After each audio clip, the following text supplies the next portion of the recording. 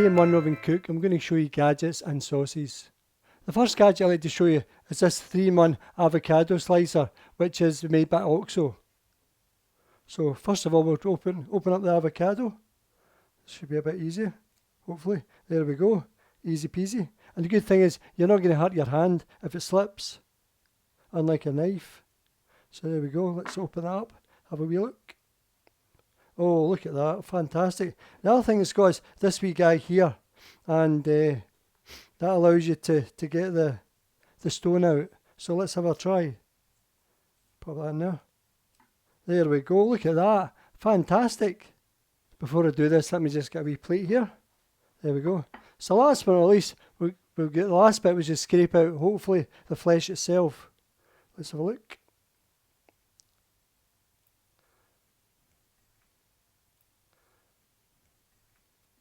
Now, obviously, you've got to prise that through. There we go. Absolutely brilliant. What's a treat?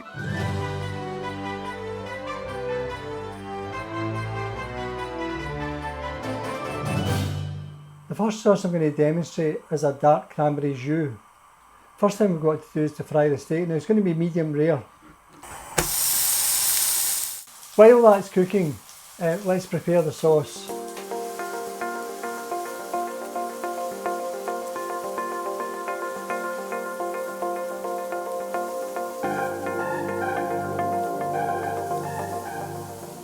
We're going to use 400 millilitres of boiling water.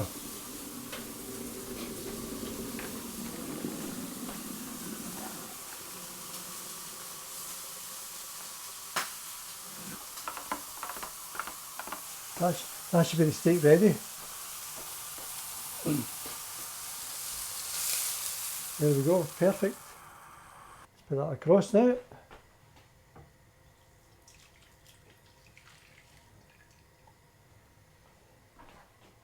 The other wee tip that I do is I take a wee bit off the end of the nobody likes anyway. End of the steak, and basically I pop that in with, just helps the flavour basically. Now we're going to add 50 millilitres of sherry. Can add some cranberry now, which that really adds to the flavour. Look at that, lovely jubbly. And the one thing that really adds a lot of lovely flavour is rosemary. Just sprinkle that across the top here, as you can see. As much as you like, makes no difference. And last but not least, or almost last but not least, is some browning. Bit of salt and pepper.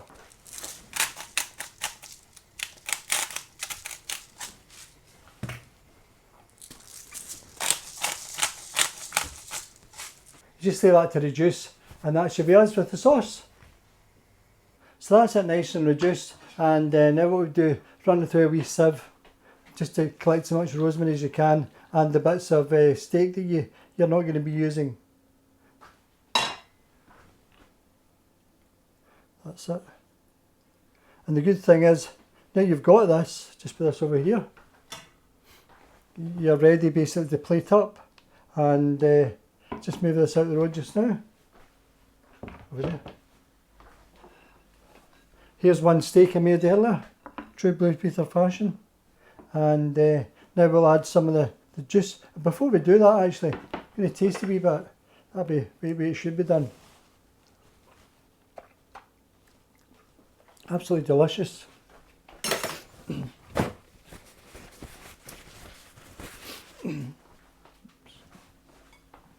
So then we can add that to the steak now. There we go, look at that, is that fantastic? That's the way it should be. Delicious.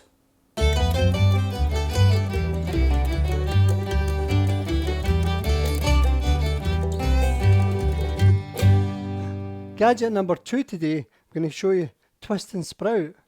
And basically what it does is it takes the wee core bit, which is a bit nobody likes anyway, out the actual sprout itself. I'll just show you this. So you put that in there, keep turning it round like that, and as you can see, there we go.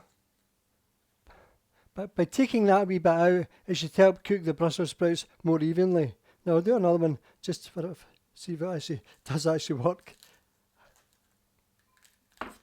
Right, there we go. So there we go. Now look at that. Takes all the bad leaves off as well, which is what you want. Is you don't want those leaves.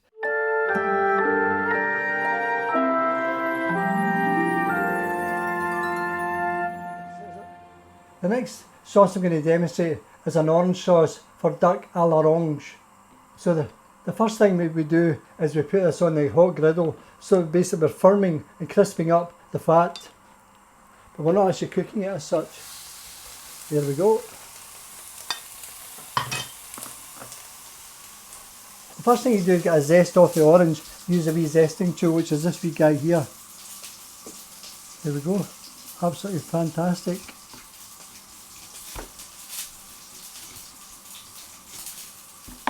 Now you don't need too much zest. That's more than enough there, and that goes into your pan. There we go, like so. Fantastic. That down there. Oh, and the next thing is when I pour it out is Grand Marnier, 50 millilitres, and that's a liqueur, an orange liqueur, which is lovely, absolutely fantastic. And the next part of the ingredient is, of course, 200 millilitres of fresh orange juice, and obviously salt and pepper.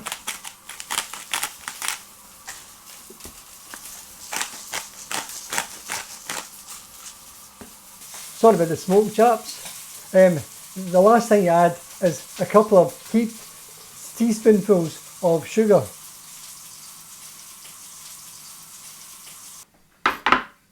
Once your duck is lovely and crispy like that, what you basically do is put it in the oven for basically 15-20 minutes.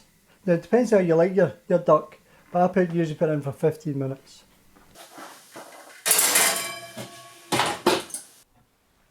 I'm going to try a wee bit before I put it over the duck. Fantastic, the way it should be. Okay, here we go. Last stage of the process. Look at that, fantastic.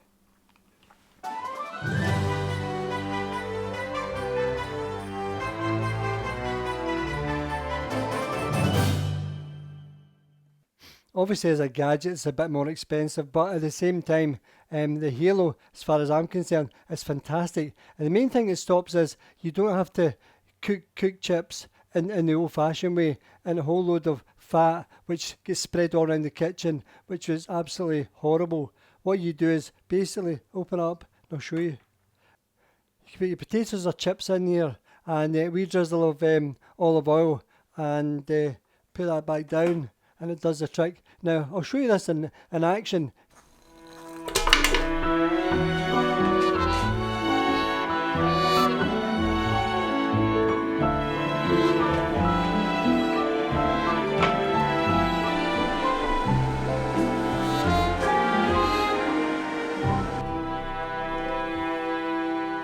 Now, there's this wee gadget here which goes onto here and clicks onto the side, saves you getting your fingers burnt. Take the pan out when your chips are ready, or your roast potatoes, and it makes a fantastic job of them.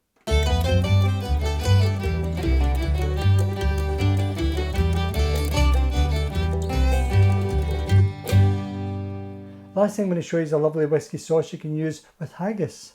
And first of all, 200 ml of fresh double cream. Pour that in. Fantastic. Let me just pop in the whisky. Now that's 40 millilitres of whisky. There we go.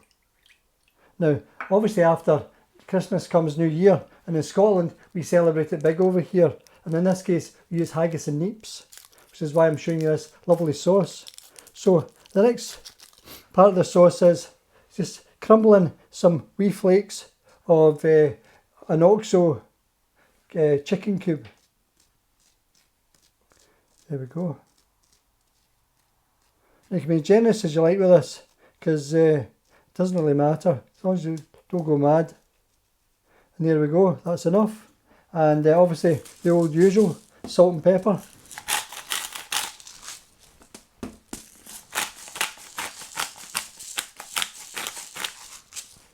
That's basically all there is to it. Now you've just got to cook that off, and as long as you don't cook it so it's too bubbly.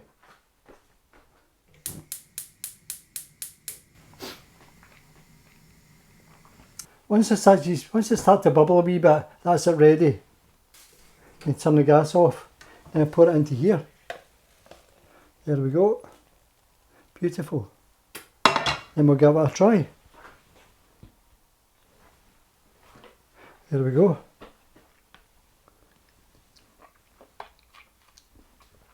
Fantastic. And just adding that wee bit of whiskey. What a flavour it makes to that. Fantastic.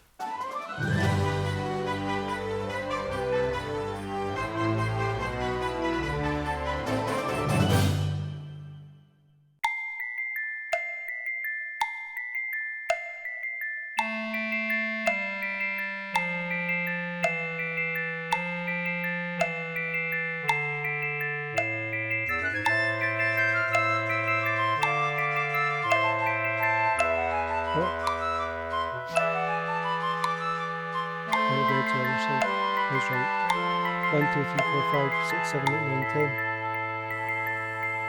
What you do is basically you put this on a hot griddle, and what you're basically doing is getting the. So have a happy Christmas and a happy Christmas and a Merry Christmas, not Happy New Year. A Merry Christmas and Happy New Year from everyone at One Roving Cook. A Merry Christmas and a Happy New Year from everybody at One Roving Cook. Job done.